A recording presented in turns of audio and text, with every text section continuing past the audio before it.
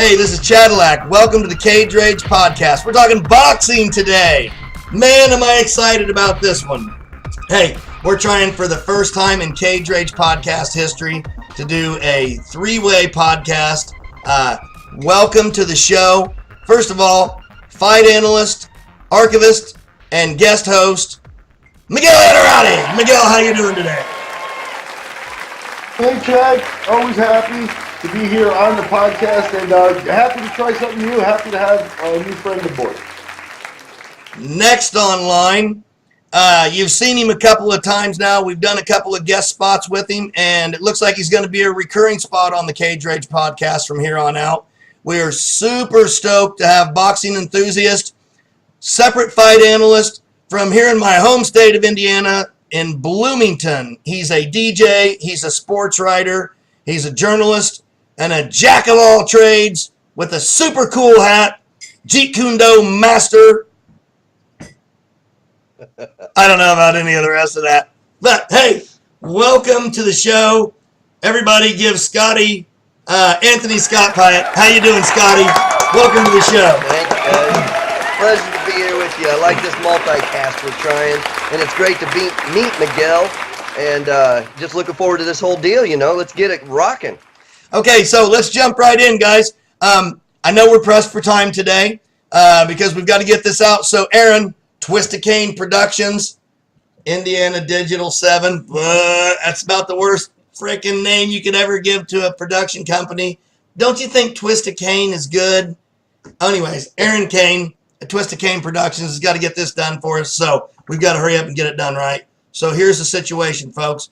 We're talking Lomachenko, who I've just been turned on to. I've just recently picked boxing back up after a long layoff, so I'm relearning with the rest of the audience. So those of you who don't know, you're right there with me, and man, have I fallen in love with this guy. I got a man crush on this guy that's out of this world. He's my new boxing crush enthusiast. I can't believe I didn't know this guy. So, Miguel, talk to me about December 8th on ESPN, free TV, Lomachenko. Tell me about this card. Wherever you want to start, take it from there. Well, we got Bob Arum, top rank, rolling out Vasil Lomachenko again, and he's in a title unification bout here against Jose Pedraza. The bottom line is Lomachenko's had the lightweight belt now through a couple of fights. I think he'll probably sit around and collect the belts. They'll build up maybe to a Mikey Garcia fight sometime next year at lightweight. He already went through Linares to take the belt, so he's already been through one of the better guys at 135. I think Pedraza's a cup below Linares, to be honest with you. Pedraza's improved. He lost to Gervonta Davis, the first world title shot he got. Then, like I said, he's improved. He's definitely a worker, and he wants this fight, so that makes him dangerous. But he won his world title from Ray Beltran. You know, everybody loves Ray Beltran. I don't want to be the first person to rain on Beltran's parade, you know, but there definitely was in boxing a wave of like trying to get Beltran a world title in the last couple of years. He had some real hard luck, not winning it in England when he should have. Then, you know, going to fight Terence Crawford in Omaha for another attempt, you know, not making weight and stuff. So he was a hard luck guy, and he's a nice guy, and everybody loves him and stuff. But he had a world championship that he won. He won a vacant belt. And I'm not sure that at 37, 38 years old, that Pedraza didn't get him at the right time. You know what I mean? So now Pedraza goes in with a world title, but I think that world title at the end of the day is going to be sitting in Lomachenko's, trophy case. What do you think, Scott? I mean, I'm right with you. I think he won the lightweight belt, which is his third world title, and his 12th fight against Linares. So I think he's had that belt. This will be his first defense of it, trying to unify. Pedraza, to me, is Linares light, if you will. He doesn't have the mass or the power that Linares had. What he does have is a 5.5-inch reach advantage on Lomachenko. Chad and I briefly mentioned that before. Is that an advantage maybe to a guy who stays in front of you and you can keep him away from you? The length matters. With Loma, I think he can go under those long arms. He can go to the side of them, and he can get in that phone booth, so to speak. and sort of neutralize that 5.5-inch reach advantage that Pedraza has. So I'm very similar to you. The one wild card here is that Loma he had a torn labrum in the second round against Linares, and he had to have surgery afterwards. And let's first off say how great this guy is to tear his labrum in his right hand, and he's a right-handed fighter. Fights left-handed style, but he's right-handed. Knocks him out with the left hand in the 10th round. So he fought 8 more rounds with a torn labrum. Still knocks out probably the biggest guy he's ever fought. 3 weight classes higher than what he came in at. So pretty impressive from Loma. That is a bit of a wild card to me because he's not supposed to, originally, when they showed him in the hospital, he wasn't supposed to start training that shoulder until February of next year. And now he's fighting 3 months or 2 months before he was even supposed to start training. So he's maybe, if you had 3 months of training, he's 5 months ahead of his schedule. So I have a little bit of concern there that he's not going to have the power in the right arm. He does jab with it mainly and can finish with the left. So I don't know that he'll finish him early. I was kind of thinking 10th round, maybe 8th round, knockout Lomachenko. That's kind of where I'm at on that fight. Where are the odds? Do you know where the odds are? I didn't check the odds on this one. He's got to be up minus 800, right? I mean, we could go check him now for the sake of the discussion. Well, let's do it. I wouldn't be surprised to see that. I also wouldn't be surprised if it was a little lower, because Jose does have the belt, and it seems like those odds. You come out of the gate with certain odds, and it's guys that analyze the fight. But then those odds change with where the money lays down in Vegas. It'll change the odds by who's betting, of course. You guys know this. And so because of that factor, the odds don't always indicate what non-betting public should think about who's going to win. So it might be I would not put money on Pedraza even if he was, an 800 underdog. $100 wins you $900. I still wouldn't do it on Pedraza. I don't think Lomachenko is going to have that much trouble with this guy, barring, again, his right arm falling off in the first round or something, just going limp. Lomachenko is going to win this thing. Hey, guys, one of the odds that I see right here, and take this for what it's worth, is Pedraza up 900. Lomachenko is minus 333.3. There you go. So this isn't necessarily a site that I always trust, but this is the first one that popped up for me. So I've got right now one of the books I look at is locked on Lomachenko. You can't even take him, and Pedraza's at plus 1930. So it's a wash in terms of who is going to wind up with the win. Here's the thing, and I credit everything you're saying. And here's what I want to caution people about Lomachenko. One of the things he came on the scene very fast, won world titles very fast, still has a very low fight count in terms of a professional career. But, you're talking about a pro amateur, if there's such a term. And here's the deal is, people know the resume, but he's got 400 amateur fights and 2 Olympics, and that sort of stuff. And at certain points, he was making his living off of this. So he came into boxing prepared to do the 10 or 12 rounds. He didn't really need to do the 3-4 round stuff. And it shows, he comes from a camp with, a real good boxing acumen and stuff. So it shows in his strategies and the way he can maintain a 12-round fight. And that's the part where you wonder if they're going to adapt, is in the strategies. Physically, the guy's in shape. He's going to be able to go 12 rounds. He's a pro. But you're talking about an elite athlete, What he's going to do to Pedraza is Pedraza, he's going to take his 6 inches of reach, and he's just going to make him look slow. Yep. There's nothing worse than a slow, when he's not slow, he's sharp, but if he's looking slow because the other guy's coming in and and, and he's hitting, and the punch is going behind Loma's head because Loma's there already. Yep. That's what the fight's going to look like. Lomachenko's not going to get hit.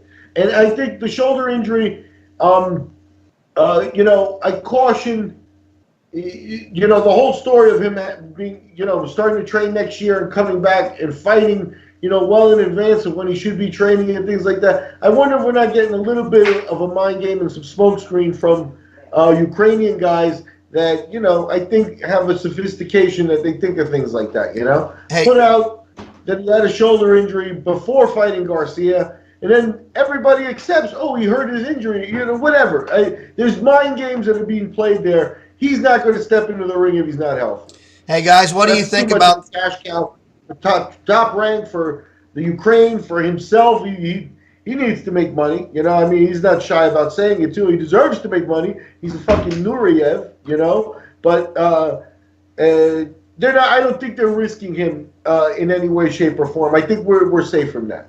Yeah, what do you think about the idea that they're bringing in Lomachenko to fight this guy simply because he has that long reach, and they feel confident that this is the right person for them to bring in off of the operation, off of having a surgical procedure, not knowing what kind of look. We know he can come in and he can get underneath him and he can fight inside, so he doesn't have to worry about extending himself, etc., and having to possibly re-injure himself. What do you think about the idea of that they selected this particular opponent for him because of that? Yeah, I think the answer to that is simple. I think you're talking about a guy who's on a plan and a career trajectory, and this is just the next stop. I think, he's not looking past him. He doesn't make that type of, looking past him is a mistake. He doesn't do that. But, this isn't the biggest fight of his life. You know what I mean? So I think, if he had something happen to his shoulder and he's coming off a fight with Linares where, Linares definitely is a tough customer, he's allowed to take a fight off, right? So here he comes in. He's probably looks like he might be as high as a minus 2,000 favorite, The other guy's coming in at plus 1930. So that's crazy. Nobody expects him to lose. And I think his camp knows that. I think his camp, isn't going to put him into a fight. I think it starts with the confidence his camp does. They're not going to take this fight for him to lose. They have bigger fights on the plate. I might add that it's less about the reach, I might say, Chadillac, and more about the fact that Pedraza does have a belt, and he can take that belt rather easily and add to the legacy, the trophy collection, the legacy, that who wants to fight you next. So, yeah, I think, sure, it's a good fight for him, but it's also unification, and that's what he wants to do is grab that belt and go on to the next one. But I say that in agreement with Miguel. He's always respectful of who he's fighting. He always wants to give them their due. He really comes in and he studies what his opponent is about and he prepares for that opponent. He'll take care of this one, then he'll think about the next one. Let me ask you, Miguel, if I could, a question. For Lomachenko, and I've told some friends, and I've been telling friends for a long time about him, and they kind of not believe in me. I've won a lot of money off my dumb friends thinking, oh, Rigondeaux this, or, all these. No, Lomachenko. So I've got a standing bet that I'll take Lomachenko, these guys that I bet with. You call me and tell me, and you don't have to tell me who his opponent is. Just tell me you want to bet against Lomachenko, and I'll bet you. The one fight that scares me, and I don't know if it'll ever be made, do you think that Bud Crawford will ever find a catch weight? You think Loma will go up 5 or 10 pounds, Bud will come down 5 or 10? Do you think that's a fight that ever gets made? No, I hope not. Okay. They're two different sizes. They're just two different sizes. I mean, there's a place for it, but what you could see in that fight is, as good as Loma is, if the other guy's all that, then you could see the same thing that happened with Lomachenko and Rigondeaux. Just that, all things being equal, the bigger guy's going to win. Or all things being closely equal, the bigger guy's going to win. Size is a factor in boxing. That is why there is weight classes. You know what I mean? So I consider Mikey Garcia the best challenge for Loma. I think Loma will enter that fight a favorite. But I consider that to be the best challenge for him. Lomachenko's got another couple of guys that he's mentioned that he remembers from his amateur career and stuff like that. I'm not sure that I'm going to get the name right now. But there are a couple of interesting fights for Lomachenko there. But I think Garcia's the big fight. The Bud Crawford, he's on to bigger and better things, welterweight and beyond. He's putting on weight still. Yeah, I don't think it's going to happen. But, I mean, that's an interesting fight. I think 140 you know, at 140, you're going to have real challenges pop up after the World Boxing Super Series tournament. You know, you're going to have Josh Taylor there. You're going to have Regis Prograis there. You've got real solid fighters. That's where Crawford came from, vacated it, moved up, and left like a real dogfight in that weight class. You know what I mean? So I don't know that if I was Lomachenko, and those guys don't come with Crawford's name, right? So there's a barrier there at 140 with some real talent that I'd be careful how I'd match up with some of those guys. Hey, listen, guys. One question that I have about this, and then I want to move on to a little bit of the undercard on that real quickly before we go to our next subject. Okay, so let's just make the assumption that Lomachenko wins this fight, even if he doesn't. But let's say he does. What is next for Lomachenko then? Where does he go? What happens? Miguel, go ahead and go first. You know, I think you're talking about the jewel of the top-ranked stable at this point. And I think that they will act accordingly. I think they got some work to do before they put him. But I think they could set as a reasonable goal. They've worked with Mikey Garcia before. Like I said, Garcia might be the challenge there. I think they could set as a reasonable goal putting Lomachenko and Garcia together as a pay-per-view if they're going to stick with the old model. And that might work out for him. If not, I think that they continue to lead with him on ESPN, ESPN Plus, and some of those things. But I think he's the main guy in their stable. So I think they continue to roll him out. They're going to have mandatories and things as he collects belts. There's more mandatories for more belts and things. And, you know, they can keep him busy, but that's what you'll see. They'll keep him busy. I'm not sure that the Garcia fight materializes next. I completely agree. He's going to have to take some mandatory challengers. He does own 3 belts now. Not just 3 belts, but 3 belts by different sanctioning organizations if he unifies this one. So each one of those bodies on each of the 3 weight classes, so it's really multiple belts over 3 weight classes, they're all going to have mandatories and people come. So he'll probably end up with a couple of more, you know, sort of lower level fights like this, lower level competition on his way to a Mikey Garcia. I mean, that's really the only obvious big fight right now for him. So, yeah, I'm in complete agreement with Miguel. And do you guys feel...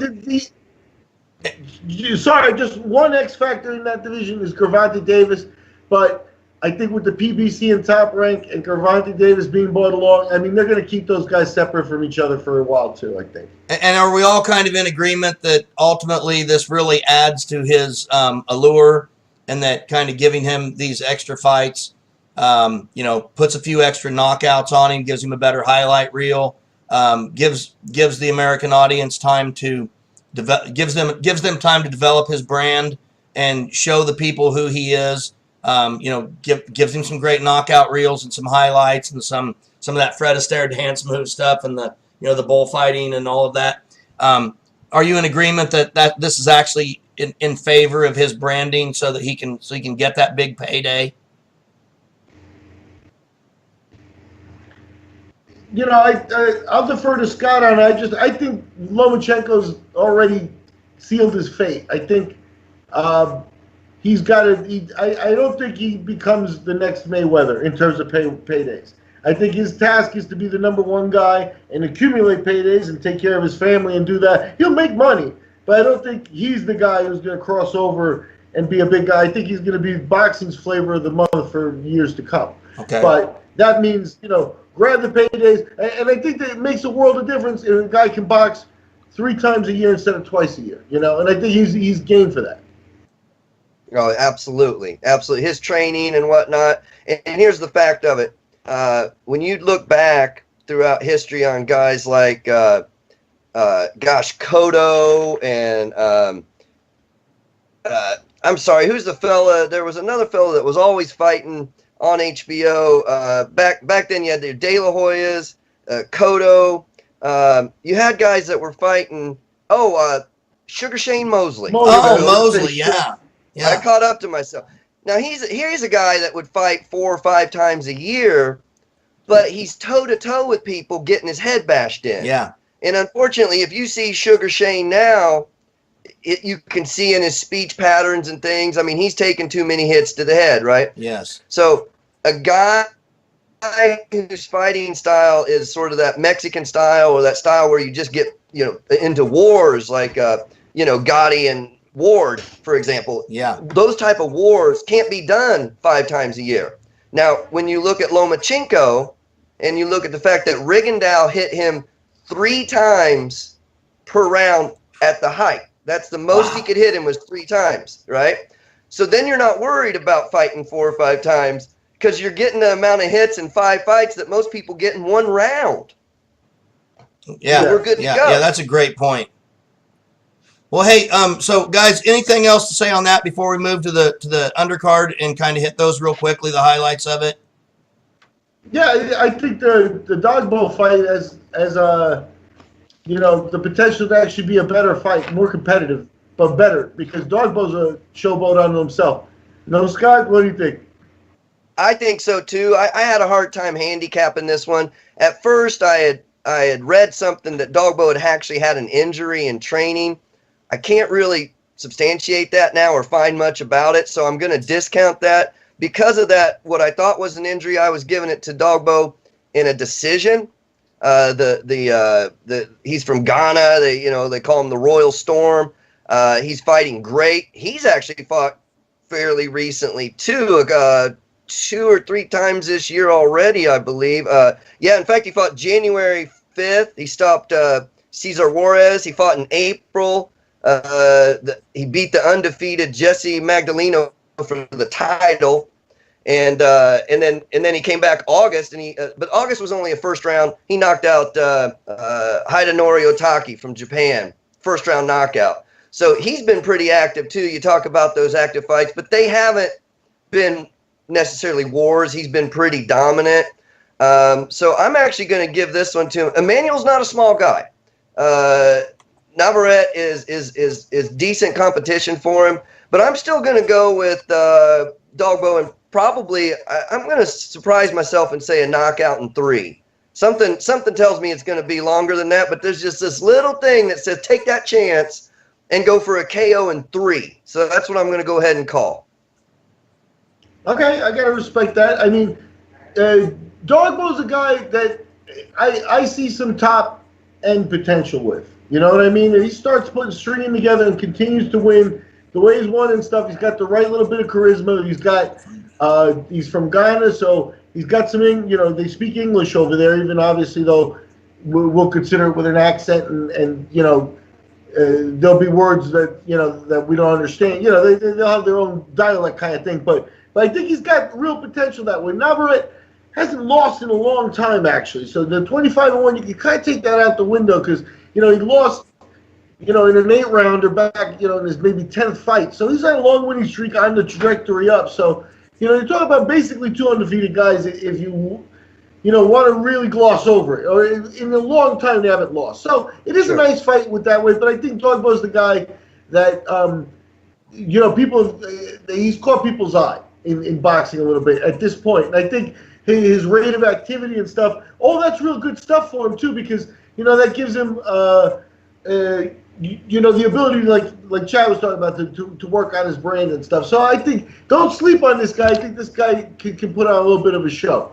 And then the first fight on the card is Teofimo Lopez. Hey guys, for what it's worth, real quick, before we move on from that, Dogboe is 1408 under. Just for whatever that's worth on the odds. So it's 1408 under to 650 over for what that's worth. Yeah, I mean that sounds. What do you think, Scott? I mean that seems pretty fair. I don't think any of these fights are I think they're heavy favorites in both those 2 fights. Let's put it that way. Yeah. Side note.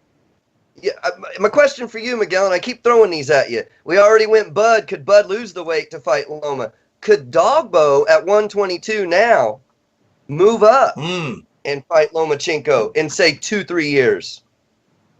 I don't think we see Lomachenko back down to feather. But would Dogboe move up? but by the time he gets there, I think Lomachenko is going to be, you know, I don't know. This is what I was going to say, though. I was going to say, look, you know, at super flyweight, which is 115, and then at bantamweight, which is 118, you've got a lot of competition there. And if those guys start moving up, Dogboe becomes a real threat to a lot of those guys. And then, you know, so now if Dogboe were to move up now to 126 and 130, he's in there, which I think Dogboe has a chance to be the big boy among, you know, and cap himself there. If he stays where he is for a little while, he has a chance to be dominant. If he moves up, he may move up for a fight for some money and stuff, but he runs the risk of running into his ceiling. Hey, I've got kind of an amateurish question to ask here. What's a guy like Dogboe going to take home on his on this? What kind of payday is he taking home? I mean, just on average, just as a for an audience that's sort of, you know, kind of looking at this from the outside and wondering, what's a guy like that generally take home on a fight like this? Because a lot of people are going to look at this and think, oh, that guy's making $1 million, which obviously he's not. But, you know, an audience that thinks this guy's on TV, he's making millions of dollars. And Miguel and I had talked on an earlier podcast about a boxer that Stevenson, who'd suffered a serious traumatic brain injury last weekend, which was been really bad, and obviously it's going to be the end of his career. You know, people think that these guys make a lot more money than they do. What's a guy like Dogboe going to take home on a fight purse like this? I don't have the purse in front of me. I'm just kind of curious. Just on average. Scott, you have any idea? I mean, I don't know the number. I don't know the number, but I mean, a lot of these fights go, I mean, we've seen a lot of them, you know, anywhere from 10 grand or 6 grand up to maybe 50 grand. Yeah, you there know? you go. I mean, it's money, but it's not money. Yeah, that's what I'm getting at. Dogboe's a world champion. He might be clearing a little more. He might have a 6-figure. You know, maybe I could see 150 being the top end if he's making multiple defenses and stuff like that. Yeah. The thing is you know, and if he's under top rank, he's under a contract and stuff like that. So it's going to depend. But once you get a world championship, the WBA and WBO and people like that kind of like tend to have minimums they like to enforce. Yeah. I can tell you, for example, that like challengers for the lightweight belt, like people who might be fighting like that, they'll get an offer of 60 and 90, and could maybe work their way up into about 120. These are the challengers, which means you think the champions may be making 150, 200, something like that. So they're making okay sounding money, but you know, I don't know if that's the whole story. Here's another interesting little factoid. You get the salary, at least the salary that the Boxing Commission receives from the UFC on their contract. They have a one-pager that they ask and stuff, and that's just in case the UFC doesn't pay the fighter, the fighter's got a recourse, right? But there's an executable document, and the MMA press asks the Boxing Commission for that, and the Boxing Commission releases that, and that's where you get at least the preliminary purse. So you could use the same mechanism to request the Boxing Commission release that data and find out what these guys are making as a preliminary thing, you know? Maybe that's interesting for someone out there. They're fighting in New York. There'd be a call to the New York State Boxing Commission, and they probably would have to release that information after the fight, but it would probably be legal public record. So we can find out, but I'm sure we won't be impressed. I mean, Scott may absolutely be right. I may be at 150. I said 150 top end. Scott may be right. Maybe closer to 75, 50, 50, 75. I just kind of wanted to demonstrate to the casual. That does hold water, unfortunately. I just kind of wanted to demonstrate to the casual viewer that very often that boxers are not making the kind of money that they think they are just because they're on ESPN or even HBO or Showtime. So when they're taking this kind of punishment, you know, when you put in the idea that these guys, you know, most of them at that point are probably not working a day job because this is their day job, and you know they're supporting their families on this money, and this is they have to win to make this. So I just kind of wanted to point that out. So sorry about that, guys. Let's move forward and go ahead and hit the rest of the card. What else do you guys want to cover on the card? Which ones do you think are really important on the undercard? before we move on to the One HBO stuff more. we want to talk about? There's one Well, we got more. one more Start we us can off, cover on Miguel. there before we go to HBO, and that's Teofimo Lopez and Mason Menard. Teofimo, I guess he's the guy to watch. Menard is burnt out. You know, he's closing in on 40 fights on his career, and I think they're bringing him in here in hopes that Lopez gets another quality win. Lopez at 10-0, his last one was against a guy 25-1. So they've been making him do the hard work. He's an interesting guy. He's a guy who failed to make the American Olympic team and represented his home country of Honduras at the Olympics. Kind of washed out at the 2016 Olympics and lost in the first round. But you got to remember, this was the Olympics that Bob Arum, went to Rio and came back with Michael Conlon and Shakur Stevenson. And, they loaded up with Olympians from this year's, from that 2016 class, so to speak.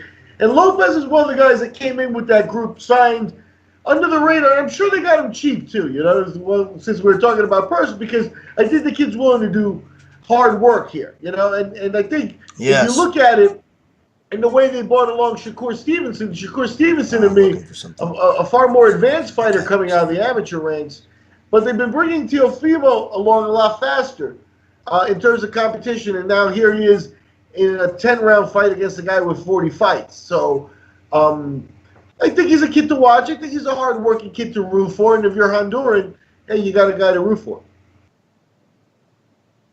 Yeah, I agree with that analysis. I happened, if we have to handicap it, I'm picking Teofimo, probably a knockout in about the 8th round.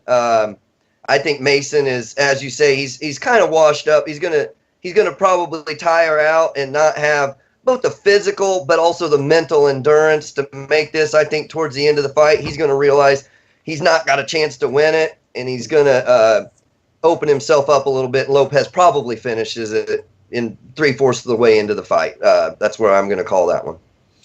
Yeah, you could call this matchmaking, on Top Rank's part. Menard, a veteran with a good name, and it'll be a decent win on his record, no doubt. But, like I said, with all the idea of going down and him being one of the guys that they brought up from the Olympics, and, they're bringing them along and stuff like that, it would be a weird thing for the matchmakers to make a mistake 10 fights in, right? So, so this one's going to go one way, in all likelihood. Hey, guys, that's great. Listen, this went superbly.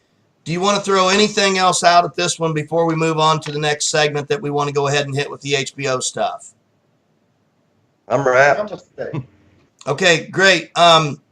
Let's go ahead and wrap this one up, and then we'll go ahead and hit the HBO one.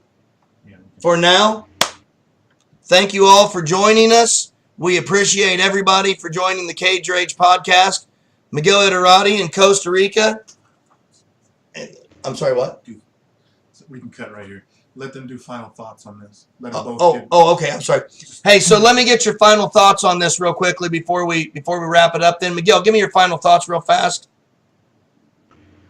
Hey, I think the big news on the ESPN card this weekend is Lomachenko. Hey, this is Chadillac. Listen, we're going to wrap this one up, and we're going to get to the next one. Hey, we appreciate everybody for stopping by the Cage Rage podcast. Hey, listen, if you don't subscribe, we can't continue to bring you this awesome information about combat sports. We want to continue to do that. We love our job. We love combat sports, and we love you. In the holiday season, don't forget to give where it counts the most. There's a lot of homeless people out there. There are a lot of hungry people out there. There are people who are in need. Make sure that you give. Drop in the buckets. Drop in the people who need it. However you give, make sure you give. Whatever that is, make sure you do it.